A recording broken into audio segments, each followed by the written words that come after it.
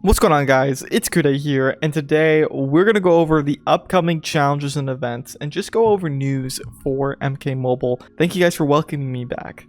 I missed y'all. I missed y'all so much. So let's get started. Firstly, upcoming challenges and events. We're also going to do a Krypt review in this video because I think a Krypt review would be a lot of fun to cover. Most importantly, challenges. Most importantly, towers. What is going to be the next tower in MK Mobile? And so, the next tower is going to be Dark Queen's Tower Fatal. What'd you expect? Dark Queen's Tower Fatal makes a whole lot of sense because Dark Queen's Tower Normal is going on right now. Dark Queen's Tower Fatal. Is anything revamped? Is there anything added? Well, let's get to the bottom of it. The fight is going to be hell. And this was my beef just a couple of years ago. I definitely want to get up to Tower 200 and I want to fight it again. MK11 Rain, Sexy Man Rain.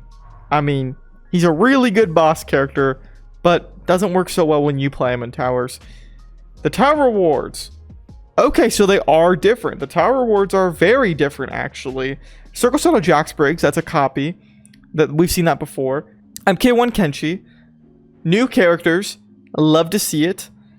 MK1 Kenshi is like literally 2 updates ago, so that is a good fit. Day of the Dead Katana. I don't know if she was there or not. Might have been. Classic Rain. Always a good character to put in there because Classic Rain, if you don't get it maxed out, you're not playing the game for the long run. Classic Rain is wonderful to have maxed out. MK11 Sindel. I think she was there before. It was like her. It was her tower without any gear for her, which is what I found so funny. Back in the day, the developers used to do this, and new players won't get it. The developers would come up with tower names that were literally references to characters, like Sindel, Dark Queen's Tower, and then they would just say, "Hey, none of the gear has anything to do with Sindel." Some of the towers they would literally model the gear after the character they didn't actually add any brutality or friendship gear for, which was wild. Made no sense. But Dark Queen's Tower, still a decent one. The gear itself, my favorite gear from this tower is Wicked Sister's Sultry Gown. I use this one all the time for Melina. And then Jax Briggs' gear. I don't use it as much anymore, but his gear is still really good for Jax Briggs. It can turn Jax Briggs from an A to an S tier character if you use him correctly. Especially on this tower, he's going to be wonderful to use. So if you have this gear already from how many times this thing is repeated, like, oh god, like 10 times, you're probably not going to struggle whatsoever. And the next challenge is Combat Cup Sonya Blade. You're going to want to get a copy of her if you're a beginner. This is the character and the challenge to do. There's quite a few challenges in this game for characters that you don't want to unlock. You just do the challenge for the souls. But this is one of them where you probably should complete it and actually get a copy of the character. Combat Cup Sonya Blade can basically force tag out a character, and the opponents can never tag that character in for the rest of the match. And you can change which character you want to apply that tagging lock to. But it is very overpowered. Very overpowered. Well, let's move on to the next challenge in MK Mobile. Before we cover the next challenge, I should mention that the Dark Queen's Tower Fatal will start on May 9th. Go on for 28 days ending on June 6th. So let me just get that out of the way. Next up, Marksman Kung Jin is going to be the challenge after Combat Cup Sonya Blade. Bronze characters only, silver, bronze characters only, silver characters only, your two most out of martial artist characters, and then Jackie Briggs must be on your team. Are we looking forward to this, guys? Are we? I mean, Marksman Kung Jin is an okay character, but I don't. He's better in MKX. Now let's go over the Krypt stuff. Starting out, let's go to the store.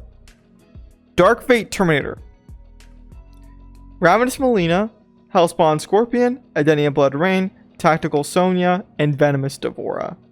Well, once you get one copy of Dark Fate Terminator, he kind of like latches onto you and you just want to collect more.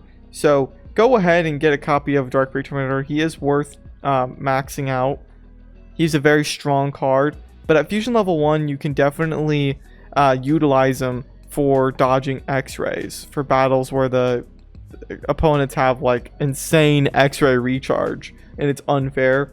Hellspawn Scorpion, I'm not a huge fan. Ravis Melina, she is really good, and you can use her on teams where you want to apply a bunch of bleed, fire, and other dots. So, for 10,000 Krypt hearts, she might be the go-to. But Edenia Blood Rain is in here, and Edenia Blood Rain is especially good. I think it is worth going for a copy of Edenia Blood Rain. I think you should get at least one copy of them. But that's a lot of Krypt points. You're probably going to have to deviate from my advice here and pick the best of the best. And what is the best of the best? Well, for this Krypt season, you know, you can get Dark Fate Tormentor and you can get Ravis Melina from other things. So I would go for Edenia Blood Rain because he is like a random drop. He's a little bit harder to get and there's no challenge for him. So I would get Edenia Blood Rain. They have Divine Argus Cloak in the shop, which you need to get a copy of. For 6,000 Krypt hearts, that is an absolute steal. If you get both of Rain's gears and pair them up simultaneously, the chance of soaking is so much greater than at its default value, which is practically 0. You never soak. I'm surprised you can't easily get the opponents wet. Rockin' Token. That one is actually worth going for as well. And then Soul Medallion. Okay, so this season's just a must-buy. All of them. Rockin' Token, definitely get a copy of that. Divine Argus Cloak, I mean, that is the one you need to prioritize. Because Edenia Blood Tower does not just come along very often. So definitely get a copy of this gear. Soul Medallion, it's one of those, you have some remainder hearts lying around.